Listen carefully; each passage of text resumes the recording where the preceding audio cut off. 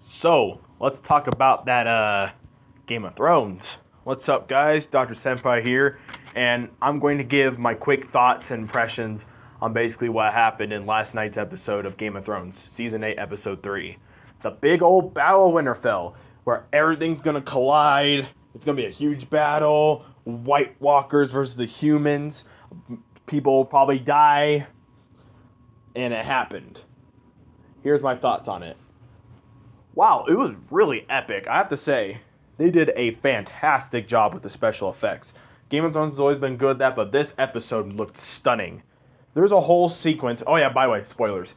There's a whole sequence of like Dothraki running at the White Walkers, and then you don't see them at first. Then they come up. I felt the malevolent force that was the White Walkers in this episodes.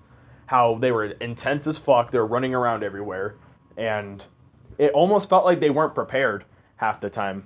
I mean, people were getting slaughtered and stuff. Not a lot of super important people. I'll get to that later. But, man, it was just so epic. God, the scale of this battle was amazing. Definitely kills all the other battles that happened. This has to be probably the biggest one. Unless they do something later. Who knows? We have 3 more episodes left after this one. But, god damn, it was amazing. Just some of the cinematography and the action. The dragons look great. Ugh. But then we get into just like the Melisandre did a lot of cool shit in this episode. I gotta say, she did like a lot to help out because she was just relatively absent through season 8, but then she showed up here and she was killing shit. She's like, all right, cool. You know, she's doing some good stuff. God, I have to say, rest in peace. A lot of the people who did die, some people I enjoyed, particularly Theon and Jorah. I'd say those are the 2 main big deaths in the series. Characters that actually mattered. They were main characters. They've been around since the beginning. Those were the 2. I'll talk about it. Never mind. But Theon and Jorah died this episode. Theon had the best death in my opinion. Jorah defended his Khaleesi to the end. And that was amazing. They got great deaths. Their character arcs ended. And wow. It was a climactic battle where we finally saw 2 good characters just go. And then we got Lyanna Mormont, which now that I think about it, I think House Mormont is completely fucked at this point. Yeah, they don't have any other people to really run that house, so yeah. And she got a pretty gruesome death, I gotta say. She got like fucking, she's like this fucking 2 centimeter tall 12-year-old who gets fucked up by one of the giant White Walkers. Then she gets picked up and her bones snap and shit. We're like, oh fuck, this thing's gonna eat her or some shit. She gets fucking murdered. And then she kills the giant White Walker, which is pretty fucking helpful. Although I have to say, where were the other giant White Walkers? There should be way more than just the one that showed up. But whatever. It was intense as shit. A lot of people didn't really die, but god, it was some close ass calls. I'm like, woo! Lots and lots of screaming. Like, get the fuck out of there. I was surprised Sam survived. You know, the fat guy. He did pretty damn well. He did a very good job defending all those guys. Besides all the plot armor, which I have to say, holy shit, there's a lot of plot armor. And that's what kind of negative start for this video. Too much plot armor on some of these main characters, I have to say. Just a little too much. Like, come on. Can we at least get, like, Bran dying or something like that to have some stakes in the show? Like, come on. But no, he was saved. Like, I thought it was almost going to be a hopeless situation where nothing could be avoided at that point. But oof, I guess that didn't really matter much. Though it really kind of sucks. The whole White Walker and Winter Coming situation got quickly resolved, which is kind of disappointing. It was a little just anticlimactic how it all ended. Which basically Arya jumped up from behind the Night King and attempted to stab him.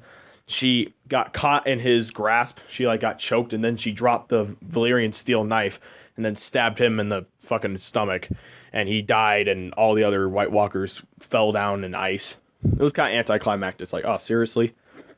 They've been building up this entire time that the White Walkers are going to be a serious fucking threat. Then they get killed because they decide to say, hey, Night King, you be the guy who controls all of them. this big malevolent force, like I said before. He even resurrected a lot of the dead, which I didn't expect that there was going to be resurrected in the crypts where the useless people were hiding. Yeah, they came up and they didn't eat anybody important, but they sure came up and resurrected. It was like, oh shit. Well, that's happening. That's dangerous as hell. But besides that, just so much goddamn plot armor. Oof, like no one besides, like I said, Jorah, Theon. Oh wait, who else died?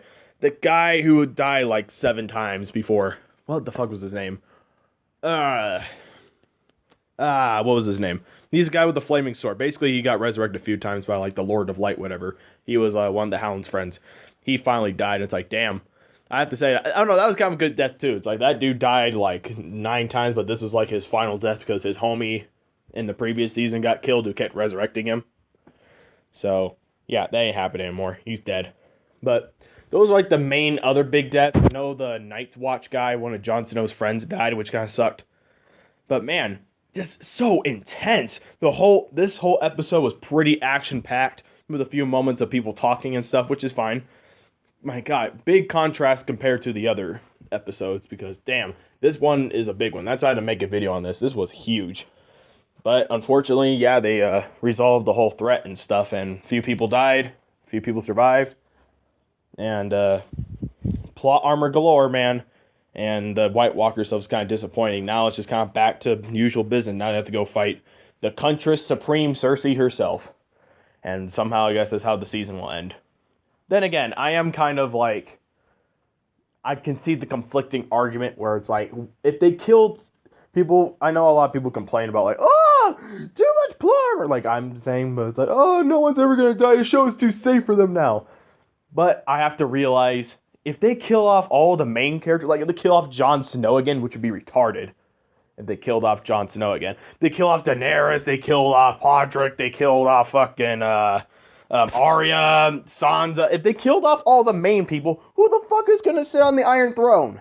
Who's gonna make a good enough case? What, Ghost, the fucking direwolf pup that Jon Snow has? What, he gonna sit on the Iron Throne and go woof at the end of the series? If you kill off all the main people, who else is gonna survive? That it's just gonna, people are just gonna bitch and complain. I have to realize people are always gonna bitch and complain about stuff, but I do have to agree on the plot armor stuff. It's getting a little too, like, come on, why? But it's fine because this was a great episode. Definitely kills Battle of the Bastards in terms of battles, which I really liked. So there's that. Let me know what you guys thought in the comments below. I gotta say, it was a really good episode. Definitely check it out if you haven't seen it yet. And yeah, I know I spoiled a lot, but yeah. Whew. Rest in peace, Theon and Jorah. That's all I gotta say. Bye, guys.